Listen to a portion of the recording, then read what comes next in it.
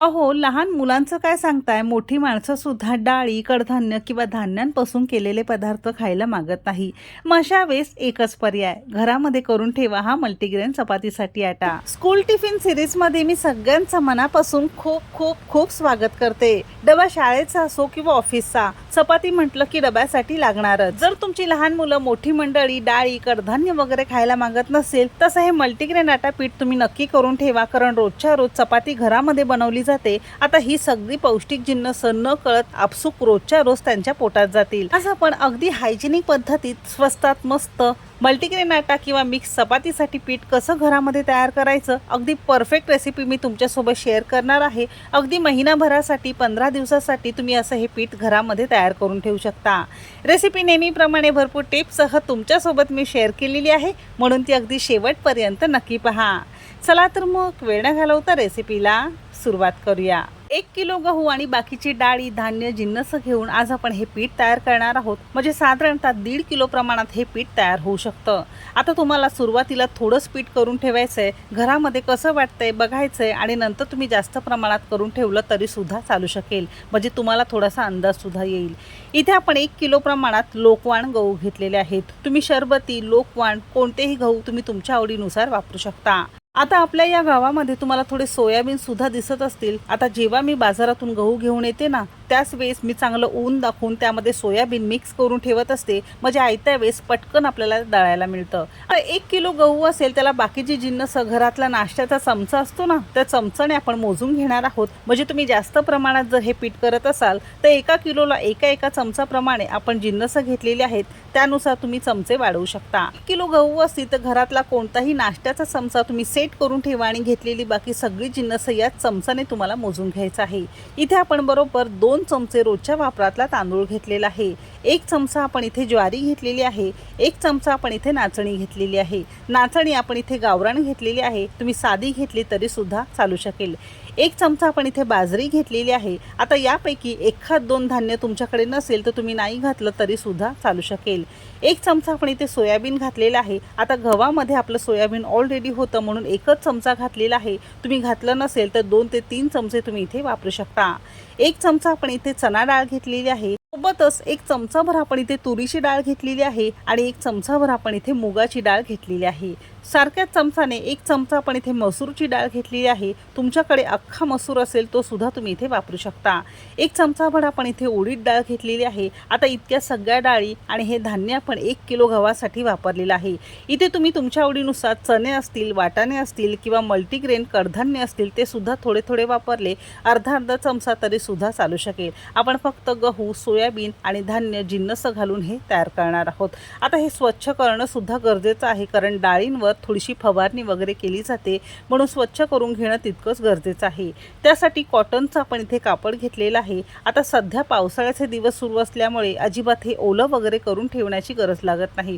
कोरडं घेतलं तरी सुद्धा चालू शकेल. आता सुरुवातीला सगळ्या डाळी घालणार आहोत आणि सगळे आपण इथे धान्य सुद्धा घालणार आहोत.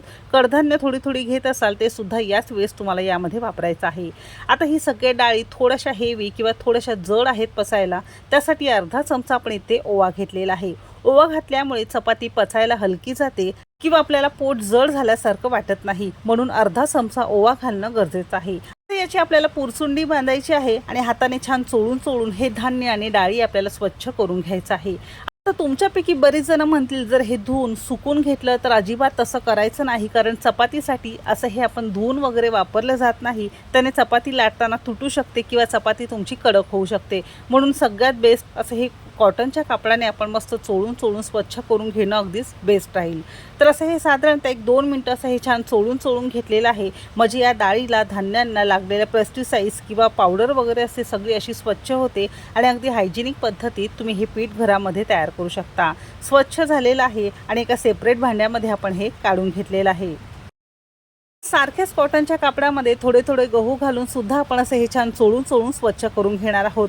गहू तसं स्वच्छ करण्याची गरज लागत नाही. जर तुम्हाला वाटत असेल तर तुम्ही करू शकता किंवा असंच वापरलं तरी सुद्धा चालू शकेल. तर अगदी सेम पद्धतीने दोन्ही बॅचमध्ये असे हे गहू आपण कॉटनच्या कापडामध्ये स्वच्छ करून घेतलेले आहेत आणि हे सुद्धा आपण एका ताटावर काढून घेणार आहोत. 1 किलो गव्हासाठी बरोबर 150 ग्राम प्रमाणात डाळी आणि आपण इथे धान्य वापरलेलं आहे। आता याचं प्रमाण अगदी परफेक्ट आहे। असं छान एकजीव करून घ्यायचं आहे। आता याला आपण गिरणीवरून दळून आणणार आहोत। आता नॉर्मली चपातीसाठी कसं बारीक पीठ दळून आणतो अगदी तसंच आपल्याला हे पीठ छान दळून आणायचं आहे। अगदी घरच्या घरी स्वस्तात मस्त हायजिनिक पद्धतीत तुमचं हे मल्टीग्रेन आटा चपातीसाठी तयार झालेलं आहे। यापासून तुम्ही चपाती तयार करू शकता, पराठे तयार करू शकता, डोसा, इडली वगैरे सगळं तुम्ही यापासून तयार करू शकता।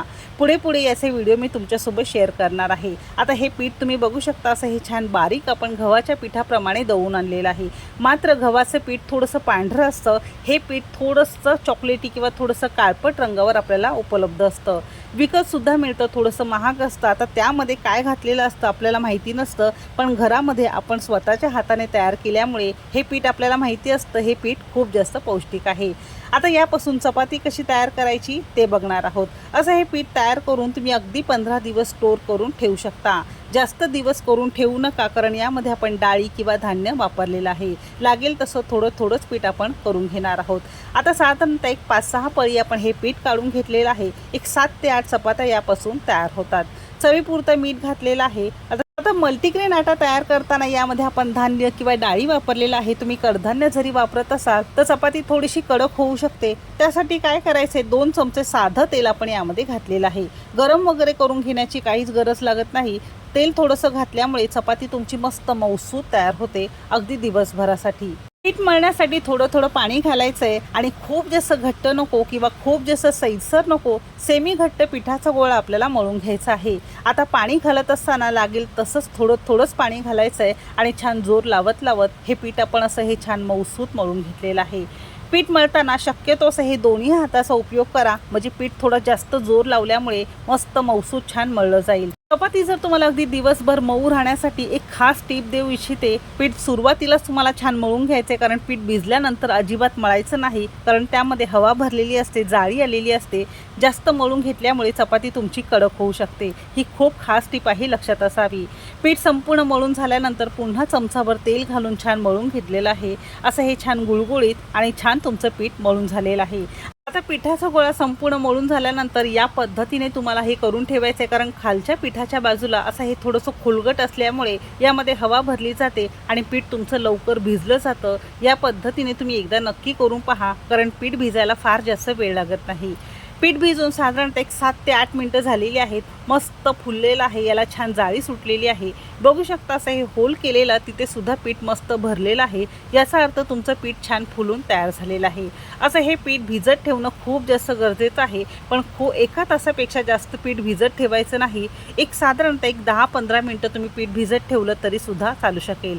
पीठ संपूर्ण भिजून झालं की मगाशी सांगितल्याप्रमाणे याला अजिबात खूप जास्त मळायचं नाही, कारण यामध्ये हवा भरलेली असते, जाळी असते। त्यामुळे पीठ संपूर्ण भिजल्यानंतर खूप जास्त मळायचं नाही, फक्त हलके मिनिटभर थोडंसं वर खाली करून घेतलेलं आहे। आता आवश्यकतेनुसार याचे आपल्याला गोळे करून घ्यायचे आहे। आता तुम्हाला जितकी लहान, मोठी, मध्यम आकाराची चपाती, पोळी लागत असेल त्यानुसार तुम्ही असे गोळे करा। सुरीने केलं की अगदी एकसारखे आणि हाताला पीठ न चिकटता मस्त गोळे तुमचे तयार होतात। एक गोळा घ्यायचा आहे, मस्त हातावर असा हा छान गोल करून घ्यायचा आहे। आता याची आपण छान पोळी लाटून घेणार आहोत। आता पोळी तुम्ही अगदी साधी लाटू शकता किंवा तुम्ही घडीची पोळी सुद्धा लाटू शकता। दोन्ही प्रकार तुम्हाला व्हिडिओमध्ये मी तुम्हाला दाखवलेले आहे। पिठामध्ये थोडासा गोळा घोळवून घेतलेला आहे। तर तुम्हाला जशी पातळ किंवा जाड चपाती लागत असेल त्यानुसार तुम्हाला लाटायचं आहे, कारण बऱ्याच जणांना पातळ पोळी आवडते तर काही जणांना थोडी गुबगुबीत जाड पोळी खायला आवडते। तुम्हाला जशी आवडत असेल त्यानुसार तुम्ही याला छान लाटून घ्यायचं आहे। जशीही लाटाल, पातळ लाटा, जाड लाटा, अजिबात फाटण्याची भीती नाही। पण मल्टीग्रेन आटा पीठ थोडंसं लाटताना थोडंसं फाटण्याची वगैरे भीती असते, पण गव्हाचं पीठ थोडं जास्त घ्यायचं, बाकी जिन्नस थोडीच घ्यायची, म्हणजे चपाती अजिबात न फाटता न चिरता मस्त तुम्हाला छान तयार करता येईल। छान पातळसर पोळी आपण लाटून घेतलेली आहे। मस्त गरम तव्यावर दोन्ही बाजूने साधारणतः एक 5-6 मिनिटं छान भाजून घेणार आहोत। मोठ्या आचेवर सुरुवातीला बाजू थोडीशी रंग बदलेपर्यंत करून घेतली आहे, बाजू उलटून घ्यायची आहे। बघू शकता मस्त फुललेली आहे, म्हणजे ही घडीची पोळी न करता साधी आपण पोळी केलेली आहे, तरी सुद्धा बघू शकता रंग छान आलेला आहे, मस्त गुबगुबीत झालेली आहे। आता आवश्यकतेनुसार तुम्हाला तेल लावायचं आहे, तूप लावायचं आहे, किंवा न लावता तुम्ही ही पोळी खाऊ शकता। खूप जास्त पौष्टिक आहे। तुम्ही डाएट करत असाल तर इथे खपली गहू तुम्ही ते वापरू शकता। साध्या गव्हाच्या तुलनेत खपली गहू जास्त पौष्टिक आहे, कारण त्यापासून केलेले पदार्थ आणखीन जास्त गव्हाच्या तुलनेत पौष्टिक होतात। दोन्ही बाजूने साधारणतः एक 3 ते 4 मिनिटं मोठ्या आचेवर मस्त खरपूस आपण चपाती भाजून घेतलेली आहे. नुसत्याच गव्हाच्या पिठाच्या पोळीच्या तुलनेत ही मल्टीग्रेन आटापासून तयार केलेली पोळी भाजायला थोडा जास्त वेळ लागतो, कारण यामध्ये डाळी, धान्य किंवा कडधान्य आपण वापरलेली असतात. इथे आपण बघू शकता किती सुंदर मस्त गुबगुबीत छान फुललेली आहे. सेम पद्धतीने उरलेल्या सगळ्या चपात्या आपण छान करून घेणार आहोत. रंगसुद्धा मस्त आलेला आहे. बघितलं, घरामध्ये रोजच्या रोज होणार ही चपाती तुम्ही या पद्धतीने थोडीशी पौष्टिक तयार करू शकता. म्हणजे न कळत आपसूक लहान मुलांच्या किंवा मोठ्या मंडळीच्या हे सगळे पौष्टिक जिन्नस पोटात जातील अगदी रोजच्या रोज. कमी पैशात खूप हायजेनिक पद्धतीत आणि आपल्या स्वतःच्या हाताने तयार केलेले हे मल्टीग्रेन पीठ आपलं तयार झालेलं आहे. तर मुलांसाठी, मोठ्यांसाठी, रोजच्या रोज चपातीसाठी, शाळेचा डबा असेल, ऑफिसचा डबा असेल, चपातीसाठी पीठ नक्की करून पहा. आणि ही चपाती कशी झाली, त्याची चव कशी आहे ते सुद्धा मला कमेंट करायला विसरू नका. घडीची पोळीसुद्धा अगदी सेम पद्धतीने तुम्ही तयार करू शकता. थोडीशी मोठी पोळी करून घेतलेली आहे. थोडंसं त्याला तेल लावून घेतलं आहे. मल्टीग्रेन आटा थोडासा भुरभुरलेला आहे. मल्टीग्रेन आटा पिठामध्ये घोळवून घेतलेला आहे आणि आवश्यकतेनुसार पातळ किंवा जाड तुम्ही तुमच्या आवडीनुसार हे लाटून घेऊ शकता. पोळी तुम्ही कशीही लाटा, पातळ जाड लाटा, अजिबात फाटण्याची किंवा तुटण्याची अजिबात भीती नाही. तर या पद्धतीने तुम्ही नक्की करून पहा. आणि सेम पद्धतीने आपण ही सुद्धा पोळी भाजून घेणार आहोत. घरामध्ये तुम्ही आलू पराठे, पनीर पराठे वगैरे बनवताना तर त्याला सुद्धा हे पीठ तुम्ही वापरू शकता. म्हणजे खूप जास्त पौष्टिक होईल. अगदी आयत्या वेळेस तुम्हाला हे अगदी कामाची रेसिपी आहे. तर नक्की करून पहा आणि कसं झाले कमेंट करायला अजिबात विसरू नका. मस्त गरम गरम फुलके सुद्धा छान लागतात. त्याचा हा मल्टीग्रेन आटा आणि त्यापासून केलेली मस्त लुसलुशीत मऊ गुबगुबीत रेसिपी तुम्हाला कशी वाटली कमेंट करायला अजिबात विसरू नका. जर आवडली असेल तर एक लाईक नक्की करा. चॅनेलवर नवीन असाल सबस्क्राईब करा. तुम्हाला माझ्या रेसिपीज कशा वाटतात ते सुद्धा नक्की सांगा. चला तर मग भेटू एक मस्त आणि जबरदस्त रेसिपी सोबत. तोपर्यंत मस्त खा आणि स्वस्त रहा.